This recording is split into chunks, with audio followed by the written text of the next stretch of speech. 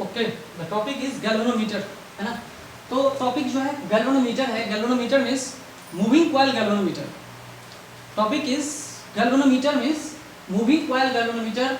It is an instrument, इसका definition है, it is the instrument use to detect the current up to 10 to the power 9 ampere. Milli ampere को detect करने वाला जो instrument होता है उसको हम गैल्वेनोमीटर बोलते हैं, ठीक है। और ये सीरीज में कनेक्शन लगाते हैं, इसको याद रखिएगा, ये सीरीज में कनेक्शन लगाता है करंट का मेजरमेंट करने के लिए।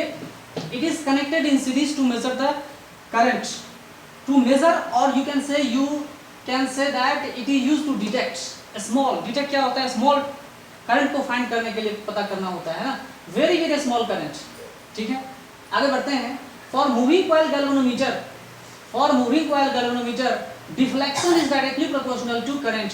हम लोग पढ़ेंगे magnetic effect of electric current में कि कैसे डिफ्लेक्शन करंट के डायरेक्टली प्रोपोर्शनल हो रहा है। जितना करंट फ्लो करता है ना उतना ही डिफ्लेक्शन उसमें रहता है। करंट कम, डिफ्लेक्शन कम, करंट ज्यादा, डिफ्लेक्शन ज्यादा। So deflection in the moving coil galvanometer is directly proportional to current in the moving coil galvanometer, ठीक है। मूविंग कॉइल गैल्वेनोमीटर में जितना करंट फ्लो करेगा ना, जितना करंट फ्लो करेगा वो डिफ्लेक्शन डायरेक्टली प्रोपोर्शनल हो जाता है, ठीक है। इट मींस अगर हम प्रोपोर्शनैलिटी कांस्टेंट लेते हैं तो I is equal to k times theta. यहाँ देख रहे हैं I is equal to k times theta. Current is directly proportional to deflection, sorry deflection is directly proportional to current. यहाँ पे प्रोपोर्शनैलिटी कांस्टेंट हमने k रखा है, जिसको हम गैल्वेनोमीटर कांस्टेंट भी कहते हैं। It is called galvanometer constant, ठीक है। ये क्या है भाई? तो ये एक गैल्वेनोमीटर कांस्टेंट है, ठीक है। तो मूविंग कॉइल गैल्वेनोमीटर में जितना डिग्री है ना, ये डिग्री के ऊपर डिपेंड करता है कितना डिग्री दिखा रहा है। और मूविंग कॉइल गैल्वेनोमीटर में सबसे बड़ा फायदा ये है कि वो अगर करंट उसमें करंट फ्लो कर रहा है तो विच डायरेक्शन बताएगा, विच डायरेक्शन बताता है। मान लो कि ये मैंने गैल्वेनोमीटर रखा, ठीक है, ये मैंने गैल्वेनोमीटर रखा, तो इसको मैंने सीरीज में रखा हुआ है। अगर करंट इधर से फ्लो कर रहा है तो फिर क्या होगा? अगर करंट इधर से फ्लो कर रहा है और इसका पॉइंटर सेंटर में आ रहा है, जीरो स्केल यहाँ पे है 1, इधर 2, इधर भी 1, इधर 2 है ना। तो अगर इधर से करंट फ्लो हो रहा है तो मान लो इधर जाएगा या तो इधर आ सकता है, ठीक है। एक सिंगल डायरेक्शन बताएगा। तो करंट अगर इधर फ्लो हो रहा है तो या तो सिंगल डायरेक्शन बताएगा। अगर करंट इधर से अपोजिट डायरेक्शन में आ रहा है देन आफ्टर क्या होगा? एक डिफरेंट डायरेक्शन बताएगा। सो galvanometer shows the detects the current as well as shows the direction of the current also।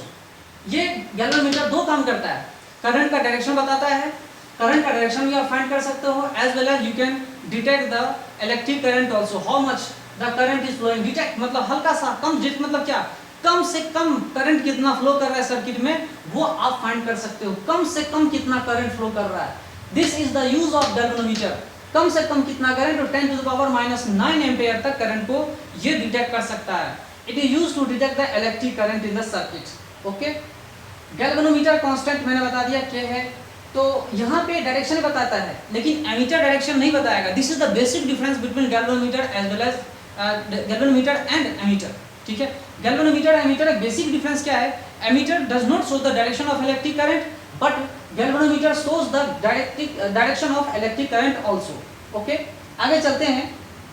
G क्या है? Galvanometer resistance. कैपिटल G को हमने गैल्वेनोमीटर के रेजिस्टेंस से डिनोट करते हैं। नॉर्मली ये सब समझने की चीजें हैं, है ना, रेजिस्टेंस से। तो ये रेजिस्टेंस है क्या है? Total internal resistance, total internal resistance between its two terminals, total internal resistance between its two terminals. दो टर्मिनल के बीच में जो टोटल इंटरनल रेजिस्टेंस होता है उसको हम क्या बोलते हैं? गैल्वेनोमीटर रेजिस्टेंस कहते हैं, ठीक है। उसको हम क्या कहते हैं? गैल्वेनोमीटर रेजिस्टेंस कहते हैं, ठीक है। चलिए आगे चलते हैं। Full scale deflection current, full scale deflection current that is equal to IG। IG क्या होता है भाई? यहाँ पे IG क्या है? इंस्पेक्टर जनरल है क्या? नहीं, ये IG वो नहीं है जो आप inspector general DIG, IG, DGP, IPS, ये नहीं है। ये IG का मतलब होता है full scale deflection current, current for full deflection in the circuit. जो फुल डिफ्लेक्शन है ना, जो फुल डिफ्लेक्शन है moving coil galvanometer, full deflection, इससे ज्यादा नहीं हो सकता। मैक्सिमम डिफ्लेक्शन, मैक्सिमम डिफ्लेक्शन में कितना करंट फ्लो हो रहा है उसको कहते हैं full scale deflection current. Full scale deflection current ये कुछ भी हो सकता है, ये मिली एम्पेयर में होता है, तो आप इसको 5 मिली एम्पेयर भी कह सकते हैं। तो जिस इंस्ट्रूमेंट का जैसा रहता है, इससे ज़्यादा अगर इंप्रूवमेंट करेंगे तो 10 मिली एम्पेयर भी हो सकता है ना। इसके बाद क्या होता है, 50 मिली एम्पेयर भी हो सकता है। It is called the full scale deflection current. It is called full scale deflection current, मतलब होता है ऐसा करंट जब गैल्वेनोमीटर फुल स्केल दिखाता हो।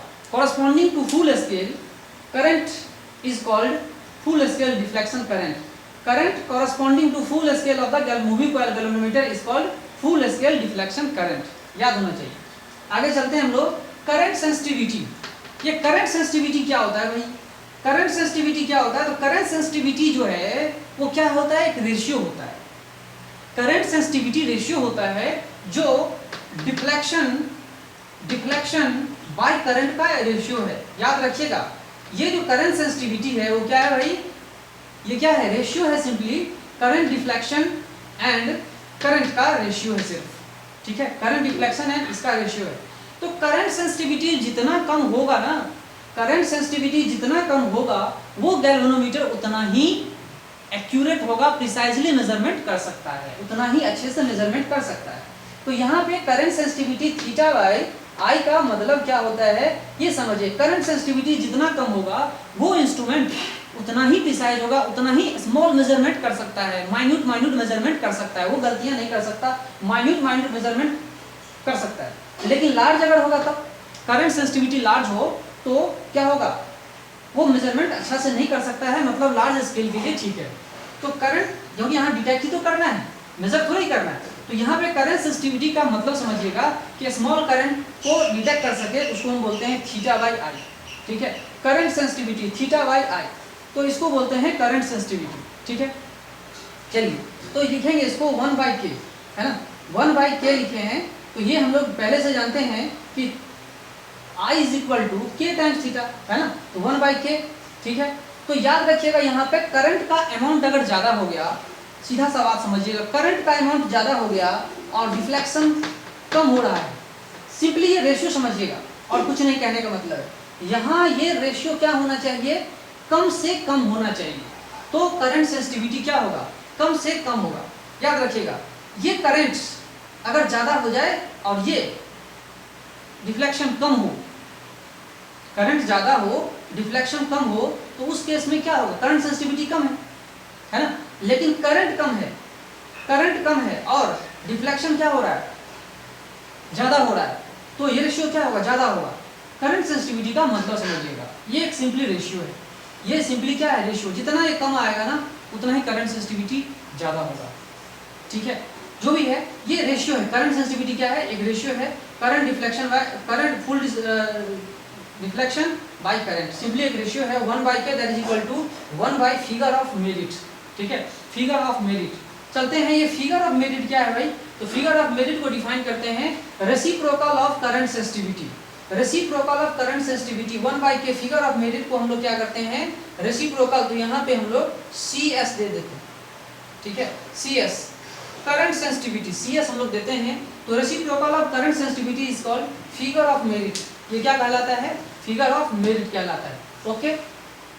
फिर हम लोग एमीटर के ऊपर चलेंगे। एमीटर में फुल स्केल डिफ्लेक्शन सब कुछ पढ़ेंगे, गैल्वेनोमीटर का भी टॉपिक आएगा और इसका अब एडवांस जो है, अब इससे आगे चलेंगे एमीटर के बारे में, तो और अच्छा से बात समझ में आएगा, ओके। गैल्वेनोमीटर से हम एमीटर पे चलते हैं, ओके।